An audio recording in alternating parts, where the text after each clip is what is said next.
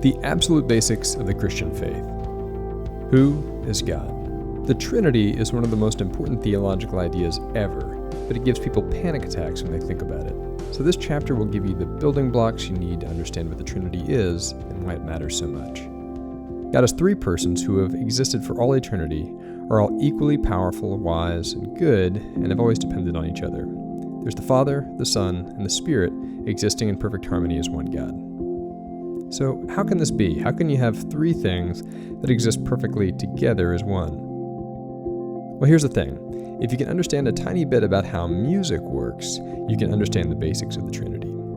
So find a piano, pick any white key, and put your thumb on it, then skip a white key and put your index finger on the next one, then skip one more and put your middle finger on the next white key. Now press down your thumb, index finger, and middle finger, and boom, there's a harmonic chord. Three distinct sounds, all existing in a perfect harmony. Three things that are also one thing. The threeness and the oneness work perfectly together. This gives us a picture, rather a sound, of what God is like. There is one God, like the one chord, with three persons, like the three notes, all existing in perfect harmony forever. So, unlike the chord, which we just played, which came into being, then ceased to exist, the three persons of the Trinity have always existed. They've always existed in the relationship of the Father, Son, and Holy Spirit. The Father has always been Father to the Son. You can't be a Father without a Son. The Son has always been Son to the Father, and they've always been unified by the love of the Spirit. What this means is the most basic fact of all reality is loving relationship. Before there was a world, there was a family, the family of the triune God. So when you get down to the very bottom of things, to the root of all reality, there's love. C.S. Lewis makes this interesting point in Mere Christianity. He writes, "All sorts of people are fond of repeating the Christian statement that God is love, but they seem not to notice that the words God is love have no real meaning unless God contains at least two persons. Love is something that one person has for another person. If God was a single person, then before the world was made, he was not love." So the fact that God is perfectly loving requires that God is relational. And the opposite is also true.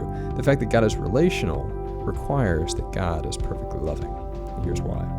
If God is triune, we know that God is love because you can't have three people existing for all eternity in harmonious relationship if they aren't perfectly loving. Imagine existing for all eternity with your brothers and sisters, or even your friends. Eventually you get into some fights. But the Father, Son, and Holy Spirit, they don't fight. We know that God is love because God is a Trinity. And we know that God is a Trinity because God is love. So the Trinity is this perfect loving relationship that's always existed, one God and three persons. And because the Trinity is one God, the persons work together in everything they do. In Matthew 28:19, Jesus says, "We are baptized in the name of the Father, Son, and Holy Spirit." The entire Trinity is at work in saving us, so we must name the whole Trinity as we're made part of Christ's body through baptism. And it's not just baptism. All throughout the story of Jesus, we see all three persons at work. There's a pattern here. The Father is the source of everything, and he sends the Son to the world in the power of the Spirit. We see this in Jesus' birth. By the Holy Spirit, the Son of God is born into the world. We see this in Jesus' baptism. The Son carries out the mission of the Father in the power of the Spirit. And we see this in Jesus' blessing of his disciples when he ascends. When the Son goes back to the Father, he sends the Spirit to empower us. Did you detect the pattern? Here it is again. The Father is the source and goal of our salvation.